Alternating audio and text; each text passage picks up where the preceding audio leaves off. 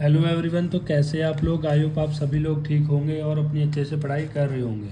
तो आज की वीडियो में हम बात करने वाले हैं 10वीं परीक्षा भाव के बारे में। ठीक है, ये हमारा परीक्षा विज्ञान का एक टॉपिक रहने वाला है। ठीक है, देखो हम बीएमएस सेकंड प्रॉफ के अंदर रोग निदान सब्जेक्ट के बारे में बात कर रहे थे और उसके अंदर हम परीक्षा विज्ञान की बात कर रहे थे। इस परीक्षा विज्ञान के अंदर हमने दो प्रकार की परीक्षा देखी, एक रोग की परीक्षा, एक रोगी की परीक्षा। ठीक है, और रोग की परीक्षा के अंदर हम निदान पंचक की बात करेंगे। ठीक है, इसकी जो नेक्स्ट वीडियो होगी इसमें हम निदान पंचक की बात करेंगे। ठीक है, एक वीडियो के अंदर हेतु बताएंगे, एक के अंदर पूर्व रूप बताएंगे, एक के रूप, एक के अंदर उपसय, एक के अंदर संप्राप्ति। इस तरह से हम इन सभी को कवर करेंगे। ठीक है, उससे पहले हमने क्या कवर किया है, अभी रोगी की परीक्षा किया। ठीक है, अगर रोगी का आपको एग्जामिनेशन करना है उसके लिए आप त्रिविध, चतुर्विध, षडविध, अष्टविध और 10वीं परीक्षा के बारे में यहाँ पर बात करते हैं। ये सारी परीक्षा हमारी हो चुकी थी। 10वीं परीक्षा के बाद हमने एक और टॉपिक लिया है 10वीं परीक्षा भाव, क्योंकि एग्जाम में कभी कभी 10वीं परीक्षा भाव पूछा जाता है और जहाँ पर बहुत सारे बच्चे कन्फ्यूज हो जाते हैं 10वीं परीक्षा भाव के अंदर 10वीं परीक्षा लिख देते हैं। ठीक है, जो कि आपका पूरा का पूरा आंसर रॉन्ग हो जाता है। तो इस बार हमेशा ध्यान रखें इस बात का कि वो 10वीं परीक्षा भाव पूछा है या 10वीं परीक्षा पूछा गया है। ठीक है, इसमें कभी भी आपको कंफ्यूज नहीं होना है। अगर कंफ्यूज हो तो एक बार थोड़ा सा दिमाग पे जोर डालना है, देन जाके उस क्वेश्चन को अटेम्प्ट करना है। ठीक, तो इससे पहले वाले वीडियो में हमने 10वीं परीक्षा के बारे में देखा था, अब हम 10वीं परीक्षा भाव के बारे में देखने वाले हैं। ठीक है, अब देखते हैं कौन कौन से होते हैं। इसमें कारण आता है, करण आता है, कार्योनि आता है, कार्य आता है, कार्यफल आता है। ठीक, और अनुबंध आता है। ये अनुबंध यानी 1 से लेकर 6 पॉइंट तक आपने ये जो 6 पॉइंट है वो पदार्थ विज्ञान के अंदर कवर करे थे वी फर्स्ट प्रॉप के अंदर। अगर आपको याद हो तो चैप्टर नंबर 17 अब जो कार्यकारी सिद्धांत वाला था। ठीक है, मेरे को एग्जैक्टली नाम ध्यान नहीं है उस चैप्टर का, तो जहाँ पर आपने कार्य कारण ये सब पढ़े थे। ठीक, जहाँ पर आपने बहुत सारे वाद पढ़े थे, परमाणुवाद पढ़े थे, क्षणभंगुरवाद पढ़ा था, स्वावोपरवाद पढ़ा था।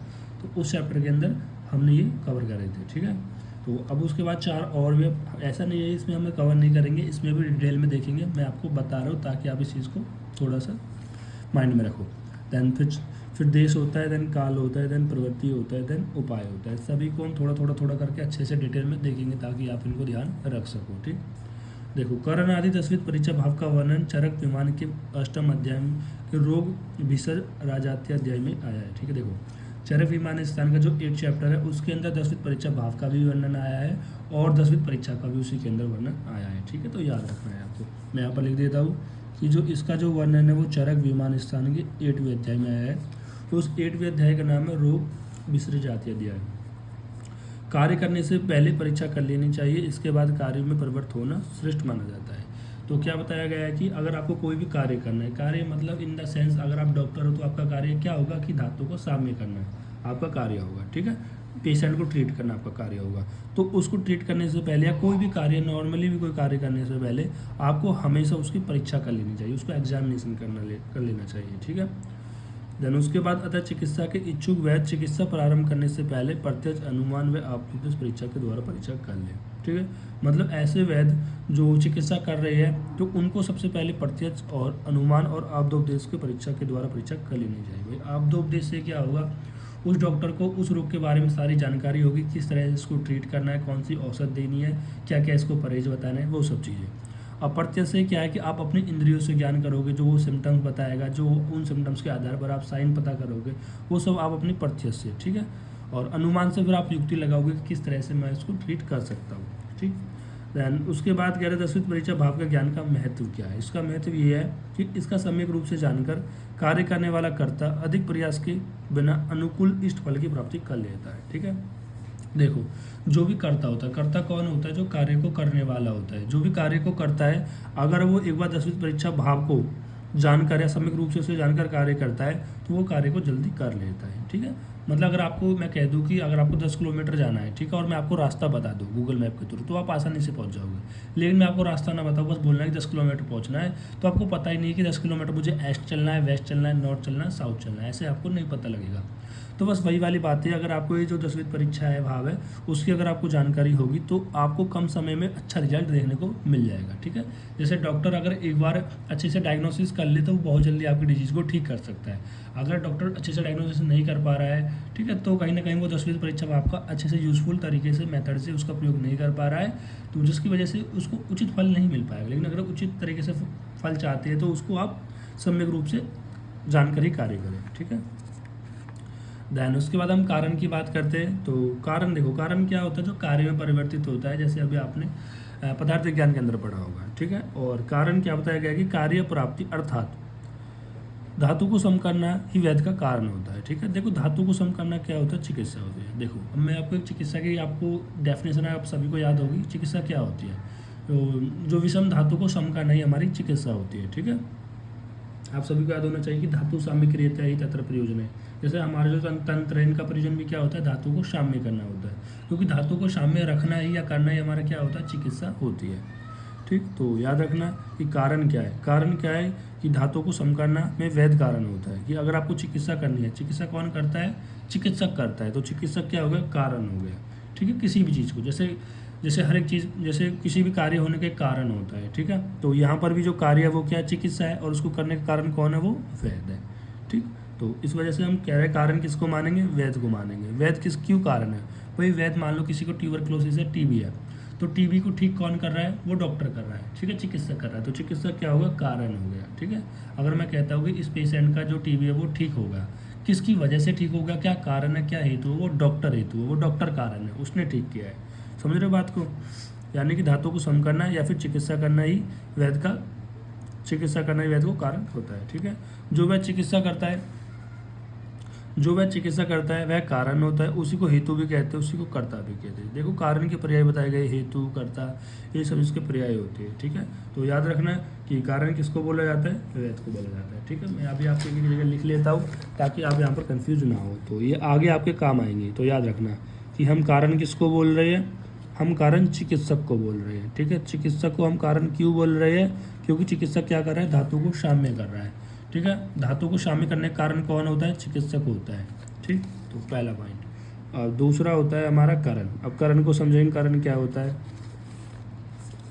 ठीक। अभी करण को समझने से पहले हम कुछ जो चिकित्सक होता है उसके कुछ गुणों के बारे में बात कर लेते हैं, ठीक है।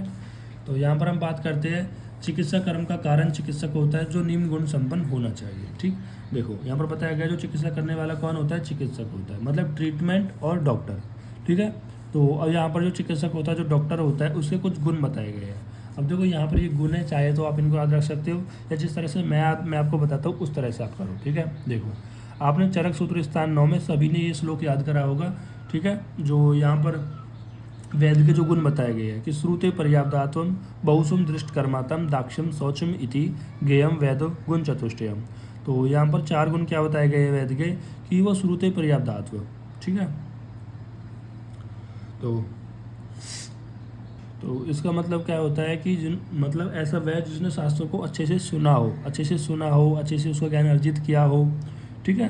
तो मतलब उसको शास्त्र का ज्ञान अच्छे से हो। तो दूसरा बहुसु दृष्टक्रमात्। तो यहाँ पर बहुसु दृष्टक्रमात् का मतलब क्या है कि बहुसु दृष्टक्रमात् मतलब वो जो कर्म है वो बहुत बार देखा हो। जैसे कि अगर सर्जरी वगैरह है तो सर्जरी करने से पहले उसने बहुत बार सर्जरी देखी हो, बहुत बार सर्जरी करी हो, ठीक है। दाक्ष्यम हो, दाक्ष्यम मतलब कुशल हो, ठीक है। शौचमिति मतलब पवित्र हो। अब पवित्र यहाँ पर मन से भी पवित्र हो और तन से भी पवित्र, मतलब शरीर और मन दोनों से पवित्र होना चाहिए, ठीक है। तो ये 4 हो गए हमारे किसके, वेद के गुण हो गए, ठीक है। और यहाँ पर 5 गुण और एक्स्ट्रा आपको याद रखने हैं, 4-5, ठीक है। जिनमें से आपको एक याद रखना है, जितस्थ।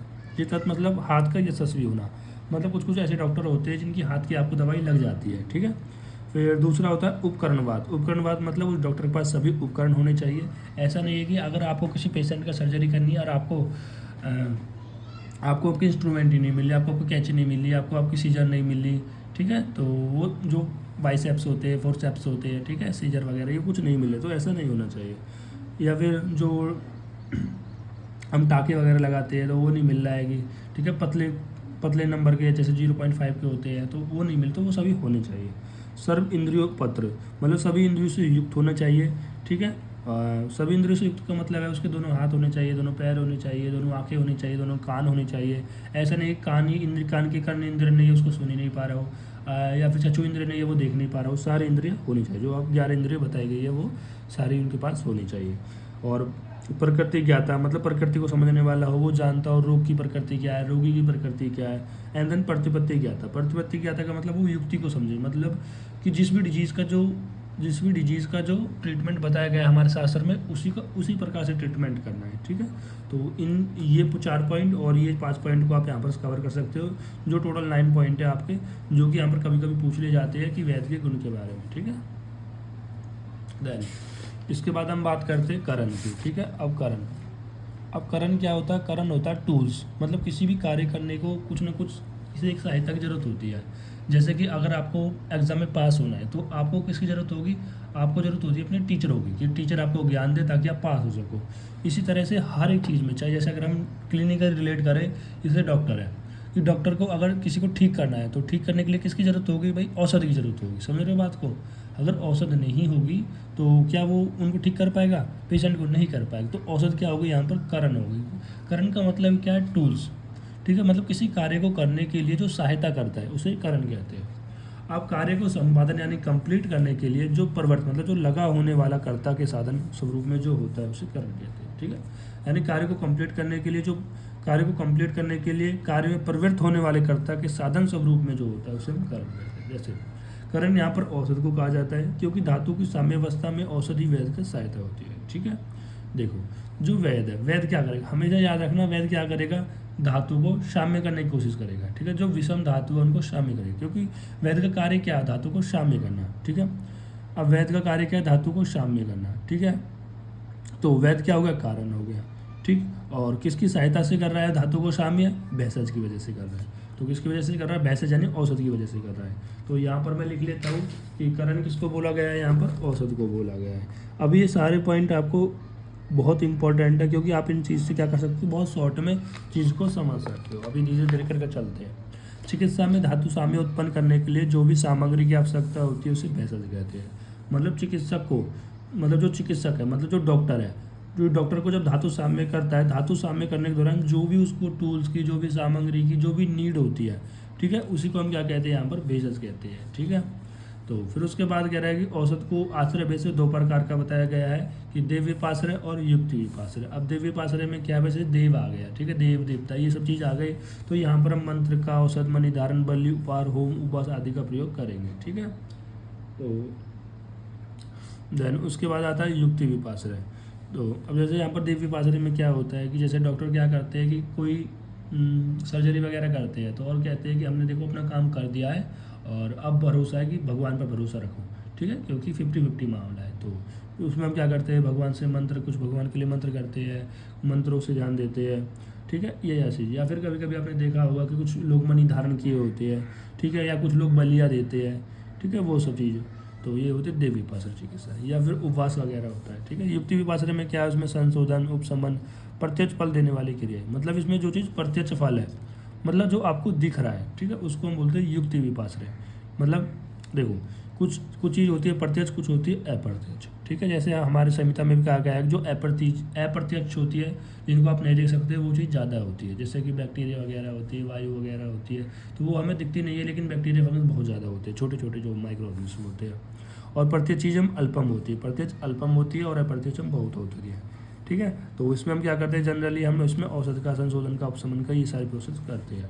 फिर औषध को अंग भेद से, मतलब द्रव्यभूत, अद्रव्यभूत, ठीक है। कुछ औषध ऐसे होते हैं जिनमें हम द्रव्यों का प्रयोग करते हैं, ठीक है। जैसे वमन विरेचन कराने के लिए, वमन के लिए हम यहाँ पर मदन फल का, विरेचन कराने के लिए त्रिवृत का, इनका प्रयोग करते हैं। जबकि अद्रव्यभूत के अंदर कह रहा है कि हम कोई भी औषध वगैरह का प्रयोग नहीं कराते। जैसे भय दिखाना, जैसे बच्चा बहुत ज़ोर से उपद्रवी हो रहा है, ठीक है, उसको शांत करना है, तो उसके लिए हम उसको थोड़ा डरा देंगे ताकि वो चुप बैठ जाए, ठीक है, या इसको हम बांध देंगे। या फिर क्या है? सही सहन कराना, ठीक है, आराम कराना। अगर बहुत ज़्यादा दर्द है तो सहन करा दो इसे, सम्मान आदि को अमृत के लिए। तो ये सब चीज़ें यहाँ पर देखी जाती है द्रव्यभूत के अंदर। देन हम बात करते हैं थर्ड हमारी कार्य योनि के बारे में। तो जो विभिन्न विभिन्न परिवर्तनों को प्राप्त होते हुए कार्य रूप में परिणित होती है, ठीक है। तो कार्य योनि क्या होती है? जो अलग अलग स्टेज में, डिफरेंट स्टेज में यार उनको प्राप्त होती हुई, ठीक है, प्राप्त होती हुई कार्य को उत्पन्न कर दिया। जैसे अगर मैं बात करता हूँ कि जैसे कोई बीज है, ठीक है, जैसे मान लो यहाँ पर ऐसे कोई बीज है, कोई आम का बीज है, गुठली है, जो भी है, जैसे कोई गुठली है आम की, तो वो क्या करे? पहले इसको एक अच्छी भूमि चाहिए, अच्छी भूमि के साथ इसको अच्छी ऋतु चाहिए, उस ऋतु में वर्षा वगैरह हो, ठीक है, अच्छी ऋतु है, अच्छी है, तो इससे क्या होगा? धीरे धीरे करके वो बड़ी होगी और फिर यहाँ से ग्रो करेगी और धीरे धीरे करके ऐसे पूरा पेड़ में कन्वर्ट हो जाएगी। तो इसने क्या करा कि बहुत ज़्यादा जो स्टेज उसमें कन्वर्ट होती हुई वो एक पेड़ में कन्वर्ट हो गई। पेड़ क्या है, वो कार्य योनि है। ठीक है, पेड़ कार्य योनि क्यों है, क्योंकि जो गुठली थी ना वो डिफरेंट स्टेज में जाकर तब जाके एक कार्य में यहाँ पर कन्वर्ट हुई है। ठीक है, तो इसको हम क्या कहते हैं, यहाँ पर कार्य योनि कहते हैं। समझ रहे बात को। ठीक, जैसे कि अगर हम यहाँ पर क्लिनिकली से रिलेट करते हैं, जैसे कि अगर आपको कोई रोग हो रहा है तो ऐसे तो नहीं होगा कि रोग डायरेक्टली आपको एक बार से रोग हो गया है, तो वो रोग होने के लिए जो धातु की अलग अलग विषमता है, मतलब धातु में विषमता आई होगी, धातु में अलग अलग स्टेज आई होगी, पहले कम धातु विषम हुई होगी, फिर ज़्यादा धातु विषम हुई होगी, फिर धातु ने और दूसरी धातु को विषम किया होगा, तो फिर जाकर तब जाके आपको एक रोग उत्पन्न होता है। ठीक है, समझ रहे हो, मतलब जो विभिन्न परिवर्तनों को प्राप्त होते हैं कार्य के रूप में परिणत होता है, उसे हम कार्य योनि कहते हैं। ठीक है, आपको समझ में आ गया होगा। यानी धातु की विषमता को हम क्या कहते हैं, यहाँ पर कार्य योनि कहते हैं। भाई नाम से क्लियर है, कार्य योनि मतलब जो चीज़ कार्य को जनरेट करे। ठीक है, अब जैसे धातु विषमता भी क्या है, एक तरीके से कार्य योनि है, क्योंकि जो धातु विषमता है वो किसको जनरेट करती है, एक व्याधि को। ठीक है, तो इस तरह से अब कार्य योनि की परीक्षा कैसे कर सकते हैं कि धातु का विषम होना कार्य योनि है। ठीक है, जो धातु विषम हो रही है वो क्या है, कार्य योनि है। उसका लक्षण रोगों को उत्पन्न होना है। ठीक है, धातु का और जब धातु विषम होंगी तो वो रोग को उत्पन्न करेंगे और रोग के कुछ लक्षण उत्पन्न देखने को मिलेंगे। इसकी परीक्षा हेतु रोग की परीक्षा के लिए आपको रोग में कितने लक्षण हैं, ठीक है, तो ये चीज़ आप देख सकते हो कि रोग के लक्षण कम है। रोग का साध्य असाध्य ज्ञान आप कर सकते हो, मतलब धातु कितनी विषम हुई है वो आप कैसे पता कर सकते हो। अगर लक्षण ज़्यादा आ रहे होंगे तो ज़्यादा धातु विषम है, अगर वो असाध्य होंगे तो ज़्यादा लक्षण है, अगर साध्य है तो कम धातु विषम हुई है और लक्षण भी कम है तो वो कहीं ना कहीं धातु भी कम विषम हुई है। ठीक है, तो यहाँ पर अभी हम अब लिख लेते हैं कार्य योनि के बारे में। अभी हम इन सभी को लास्ट में एक बार रिलेट करेंगे। ठीक है, ताकि आप इनको अच्छे से ध्यान रख सको। तो ये क्या होती है कार्य योनि, धातु का विषमता। अगर आपको बीएमएस फर्स्ट प्रॉफ के अंदर ये चीज़ समझ में नहीं आई थी तो लास्ट में मैं आपको इन चीज़ को और अच्छे से समझा दूंगा ताकि आप इन चीज़ को ना भूलें। ठीक, तो उसके बाद हम बात करते हैं कार्य के बारे में। तो कार्य क्या है कि जिस प्रयोजन से कर्ता क्रिया को में लगता है उसे कार्य कहते हैं। ठीक है, तो कार्य क्या होता है कि जिस प्रयोजन से कर्ता क्रिया में लगता है उसे कार्य कहते हैं। जैसे कि देखो जो डॉक्टर था, अब डॉक्टर वो धातु विषम धातु को क्या कर रहा था, सम कर रहा था। ठीक है, तो धातु को विषम होने के उत्पन्न रोगों में धातु को सम करने रोग का निरानाश करना ही कार्य होता है। तो यहाँ पर कार्य क्या होता है, धातु को साम्य करना। ठीक है भाई, हम शुरुआत से क्या कहते आ रहे हैं, हमने शुरुआत से कहा कि जो चिकित्सक है, ठीक है, जो चिकित्सक है वो क्या कर रहा है, जो चिकित्सक था वो क्या कर रहा था, आपकी जो धातु को सम करने का कार्य कर रहा था, धातु को सम करने का कार्य कर रहा था ना, जो धातु को जो सम कर रहा है वही क्या, वही तो आपका कार्य है। ठीक है, और कौन कर रहा था, चिकित्सक कर रहा था। चिकित्सक क्या हो गया, कारण हो गया। अब क्या कर रहा था चिकित्सक, धातु को सम कर रहा था, तो धातु को सम करना क्या हो गया यहाँ पर, कारण कार्य हो गया। ठीक है, जैसे मैंने आपको पहले कारण के अंदर बताया था कि धातु को सम करना ही क्या होता है, धातु को सम करना क्या होता है, कार्य होता है।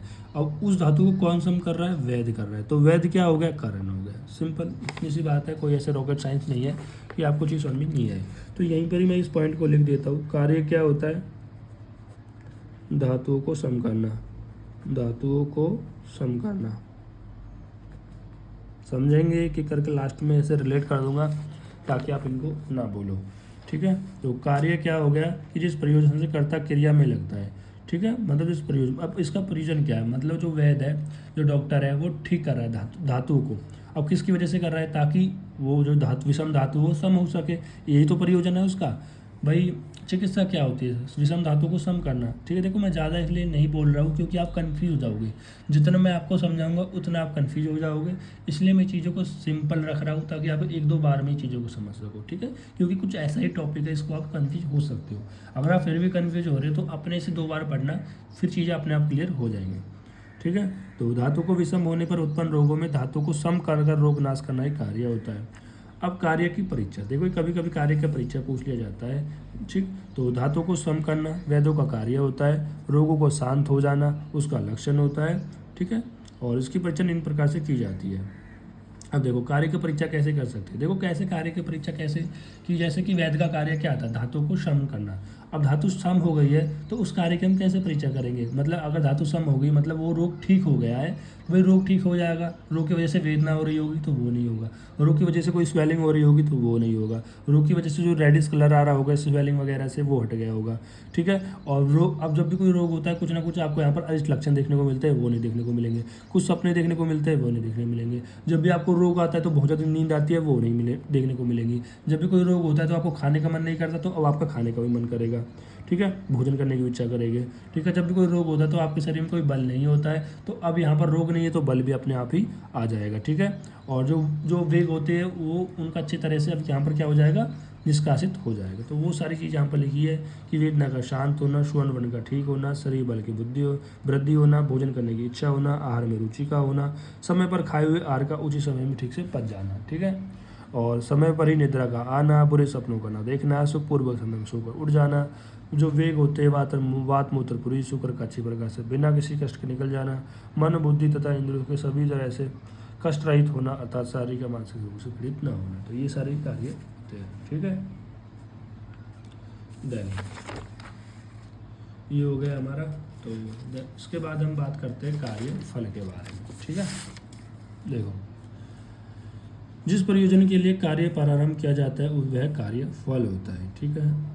अब जिस प्रयोजन के लिए जो कार्य प्रारंभ किया जाता है वह क्या होता है, कार्य फल होता है। जैसे कि जो डॉक्टर था, उस डॉक्टर ने आपकी विषम धातुओं को सम कर दिया, ठीक है। विषम धातुओं को सम कर दिया तो वो क्या हो जाएगा, कार्य हो जाएगा। किसने कर दिया, चिकित्सक ने कर दिया तो वो क्या हो जाएगा, कारण हो जाएगा। किसकी वजह से कर दिया, औषध की वजह से कर दिया तो औषध क्या हो जाएगी, कारण हो जाएगी। समझ रहे हो बात को, ठीक है। और उन्होंने क्या किया, धातु की जो विषम, चलो वो तो अलग पॉइंट हो जाएगा, थोड़ा सा रिलेटेड, ठीक है। अब क्यों कर रहा है, मतलब जो विषम धातु है उनको सम क्यों कर रहा है वो डॉक्टर, क्यों कर रहा है, ताकि जो पेशेंट है उसको सुख की प्राप्ति हो सके, ठीक है। पेशेंट को क्या हो सके, सुख की प्राप्ति हो सके, मतलब आरोग्यता रह सके, ठीक है। जिस प्रयोजन के लिए जो कार्य प्रारंभ किया जाता है वह कार्यफल है, ठीक। देखो, कार्यफल सुख प्राप्ति, और इसी के द्वारा वेद को अर्थ की प्राप्ति होती है और यशो लाभ की भी होती है, ठीक है। फल क्या है भाई, कार्य का फल क्या मिला भाई, कार्य क्या था, विषम धातु को सम करना, ये तो कार्य हो गया। अब इसका फल क्या मिलेगा, अगर किसी पेशेंट की जो विषम धातु वो सम हो गई, यानी उसको जो डिजीज थी वो ठीक हो गई, तो क्या मिलेगा, आपको पैसे मिलेंगे, दूसरा जो पेशेंट है उसको क्या मिलेगा, उसको एक अच्छी लाइफ मिलेगी, उसको डिजीज फ्री लाइफ मिलेगी, ठीक है। तो और आपको क्या मिलेगा, यश मिलेगा, अर्थ मिलेगा, तो उसके साथ सुख की प्राप्ति कार्य फल है। चिकित्सा रूपी कार्य का फल सुख की प्राप्ति है। मन बुद्धि इंद्रिय शरीर के संतोष रखना उसका लक्षण है, ठीक है। अब हम कार्यफल लिख लेते हैं। तो कार्यफल क्या होता है हमारा यहाँ पर, सुख की प्राप्ति, ठीक। तो कार्यफल, तो कार्यफल क्या हो जाएगा, सुख की प्राप्ति। देन छठा होता है हमारा अनुबंध। अनुबंध, जो फल कर्ता को कार्य करने के बाद भोगना पड़ता है, चाहे वो अच्छा हो चाहे वो बुरा हो, उसे अनुबंध कहते हैं, ठीक है। समझ रहे बात को। जैसे वो डॉक्टर था, वो डॉक्टर क्या कर रहा था, वही विषम धातुओं को सम कर रहा था, ठीक है। अब उसने क्या करा, अपना कर्म करा, अपना कार्य करा।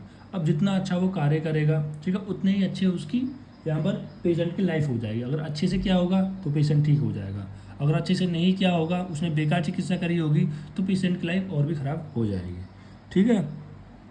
और उसके बाद जो उसे कर्म, वही अच्छी लाइफ हो जाएगी तो उसके बाद वो कैसे भोगेगा, और जो बुरी हो जाएगी उसके बाद वो कैसे भोगेगा। जैसे मान लो कि अभी डॉक्टर ने क्या करा, उस पेशेंट की ट्रीट कर दिया, तो ट्रीट करने के बाद उसे क्या मिलेगा, एक पैसा मिलेगा, ठीक है, पैसा मिलेगा, ठीक है, यश मिलेगा।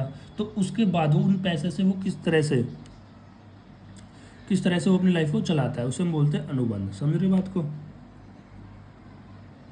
जैसे कार्यफल के बाद आयु का ठीक रहना ही अनुबंध है। जैसे डॉक्टर ने तो अपना काम कर दिया, अब उसके बाद आपकी आयु का ठीक रहना क्या हो जाएगा, अनुबंध हो जाएगा। आयु को ही हम अनुबंध कहते हैं, ठीक है। आपने एक श्लोक याद होगा, शरीर इंद्रिय सत्वात्मा से योग नित्य अनुबंध पर्याय उच्चते, उस प्रकार से था कुछ। तो जो आयु है वो इसके नित्य और अनुबंध के पर्याय होते हैं, ठीक। अब जैसे यहाँ पर बताया गया अभी, देखो, कार्य, कार्यफल और अनुबंध, ठीक है। तो एक बार मैं इसको अनुबंध को और समझाता हूँ। मुझे ऐसा लग रहा है कि अभी वो अच्छे से नहीं समझा पाया उस चीज़ को। देखो, अनुबंध को आप कैसे समझ सकते हो कि यहाँ पर बताया गया है जो फल कर्ता को कार्य करने के बाद भोगना पड़ता है। अब कर्ता कौन होता है? आपका डॉक्टर होता है। आपको डॉक्टर ने अपना कार्य किया, अपना कार्य क्या किया कि धातु को साम्य कर दिया, ठीक है।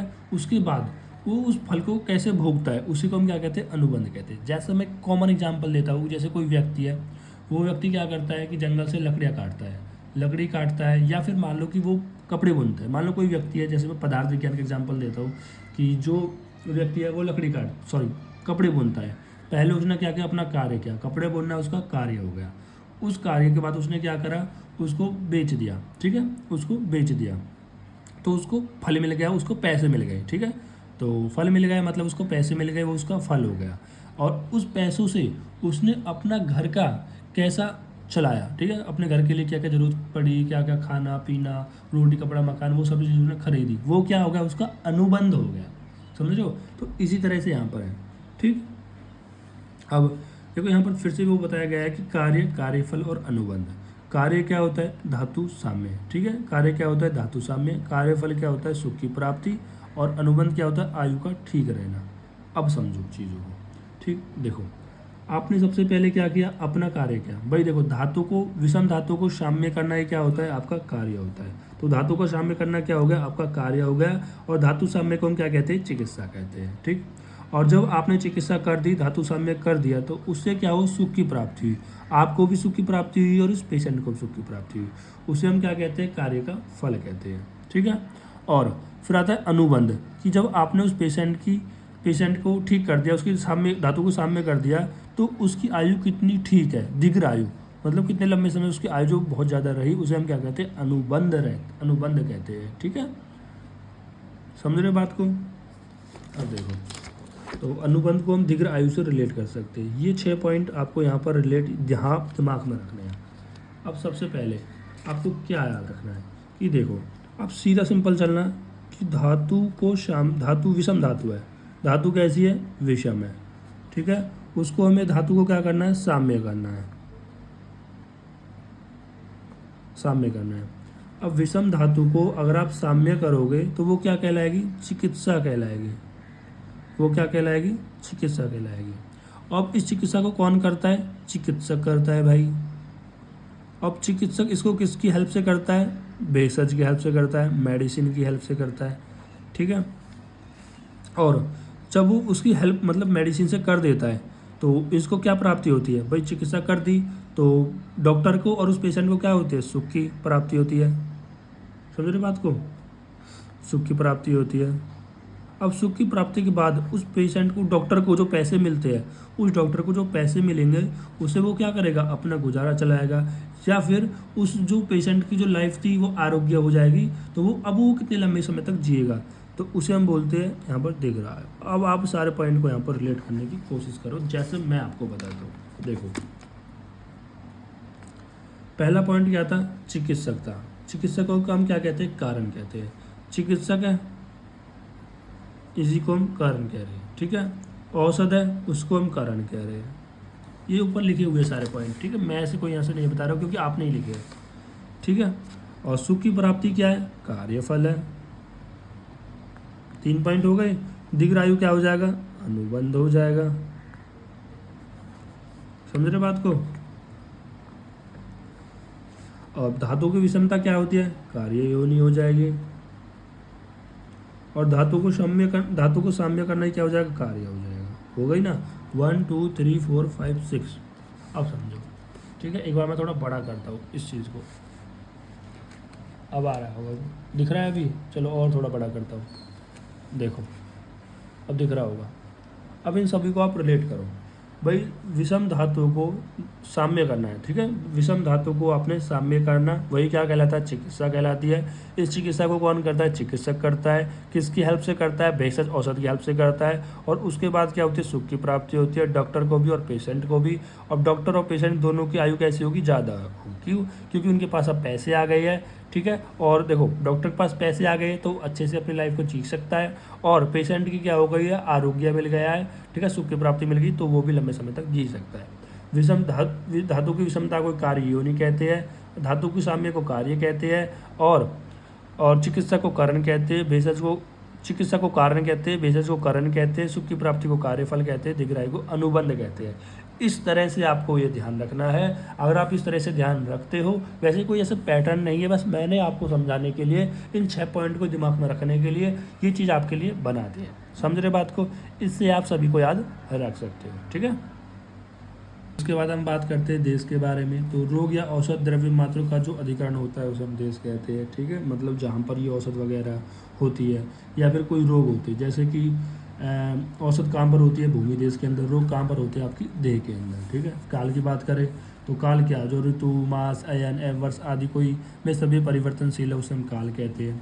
अब काल 2 प्रकार का होता है, एक संवत्सर, एक होता है आतुर अवस्था। संवत्सर को नित्यक बोलते हैं, आतुर अवस्था को आवस्थिक काल बोलते हैं। जैसे कि अब ये संवत्सर को हम नित्य क्यों बोलते हैं? क्योंकि मतलब वो हर समय एक सा रहेगा। जैसे मान लो कि अभी जुलाई चल रही है, तो जून चल रही है, तो उससे से अभी 7वां महीना चल रहा है, तो शिशिर, बसंत, कहीं ना कहीं अभी वर्षा ऋतु चल रही है। ठीक है, आपको पता होना चाहिए ना, हर एक ऋतु के अंदर 2 महीने आते हैं, तो शिशिर, बसंत, ग्रीष्म, वर्षा। कहीं ना कहीं अभी ग्रीष्म और वर्षा वाले करीब वर्षा मान लेते हैं कि वर्षा ऋतु चल रही है। तो अब इस टाइम पे जून के अंदर वर्षा ऋतु है, तो अगले साल भी इसी जून के अंदर वर्षा ऋतु होगी। ठीक है, तो अगर मान लो कि शरद ऋतु, जैसे कि अब अगली जो शरद ऋतु आएगी वो सितंबर अक्टूबर में आएगी, तो उसके बाद भी सितंबर अक्टूबर में शरद ऋतु आपको देखने को मिलेगी।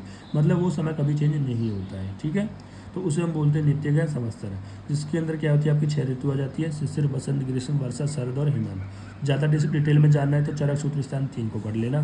और आतुर अवस्था को हम अवस्थिक स्टेज भी बोलते हैं। अवस्थिक स्टेज चेंज होता रहता है। जैसे मान लो वर्षा ऋतु के अंदर अभी आपको डेंगू हो जाए, ज़रूरी नहीं है कि इस साल डेंगू हुआ तो वो अगले साल भी डेंगू ही होगा, क्योंकि वो अवस्था के अनुसार, मतलब वो चेंज होता है, इसलिए वो ऐसा नहीं होता है। ठीक है, तो जैसे कि बाल अवस्था हो गई, वृद्ध अवस्था हो गई, ठीक है, मध्यम अवस्था हो गई। और क्या है, आतुर अवस्था के अंदर 2 चीज़ और आती है, काल और अकाल। मतलब जो भेषज अवस्था काल में औषध को ग्रहण करता है, मतलब कुछ ऐसी औषध होती है जो कुछ काल में उनको हम ग्रहण करते हैं, कुछ होती है कि जिनको अकाल में ग्रहण करते हैं, तो उनसे हानि होती है। ठीक है,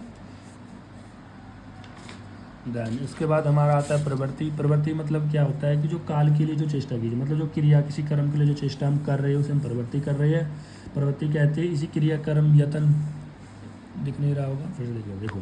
प्रवृत्ति क्या होती है? मतलब जो काल के लिए जो चेष्टा की जाती है, मतलब जो कर्म, काल क्या होता है? कर्म, क्रिया, इनके लिए जो चेष्टा की जाती है उसे प्रवृत्ति कहते हैं। इस क्रिया, कर्म, यत्न तथा कार्य समारंभ भी कहा जाता है। रोगियों के प्रति चिकित्सा के लिए जो कार्य आरंभ किया जाता है उसे प्रवृत्ति कहते हैं। ठीक है, मतलब जो भी रोगी होते हैं उनके प्रति चिकित्सा के लिए आप जो भी कार्य प्रारंभ कर रहे हो, आरंभ कर रहे हो, वही प्रवृत्ति है। ठीक है, प्रवृत्ति का लक्षण क्या है कि वैद्य, औषध, रोगी, सेवक, इन्हीं उचित क्रियाओं को, मतलब जो चिकित्सा के 4 पाद होते हैं ना, कि वैद्य हो गया, औषध हो गई, रोगी हो गया और सेवक हो गया, मतलब परिचारक हो गया, इनका उचित रूप से सहयोग करना ही क्या कहलाता है? आपका प्रवृत्ति कहलाता है। उपाय क्या होता है? कारण, करण और कार्ययोनि। ठीक है, कौन कौन से होते हैं? तो कारण, करण एंड कार्ययोनि, तो इनका सम्यक रूप से होना ही उपाय कहला जाता है। ठीक है, या फिर वेद आदि के 4 पादों का उत्तमता कोई उपाय कहा जाता है। ठीक है, आप इस चीज़ को अच्छे से समझ गए होंगे।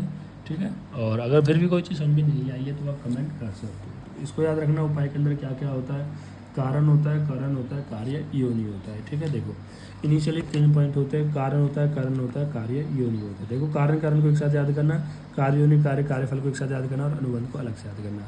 अब शुरू के जो 3 पॉइंट है वो किसके अंदर आ जाते हैं? उपाय के अंदर आ जाते हैं। ठीक है, इनिशियली 3 पॉइंट, तो क्या होता है? कारण, करण और कार्य, योनि।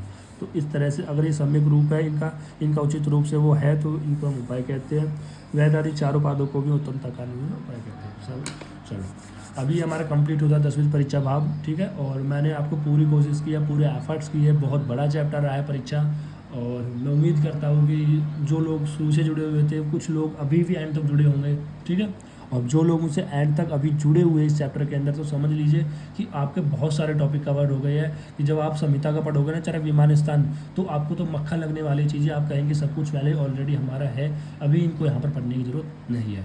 ठीक है, तो फिर मिलते हैं एक ऐसे ही वीडियो के साथ, तब तक के लिए पढ़ते रहिए। और बस एक ही रिक्वेस्ट है, अगर आप यहाँ तक जुड़े हुए हैं तो वीडियो को लाइक कर दीजिए और एक अपना प्यारा सा कमेंट कर दीजिए, क्योंकि आपके कमेंट से मेरा मनोबल बना रहता है कि मुझे लगता है कि चीज़ें आपको समझ में आ रही है और जिस डायरेक्शन में हम जा रहे हैं वो एक सही डायरेक्शन है। ठीक है, तो थैंक यू।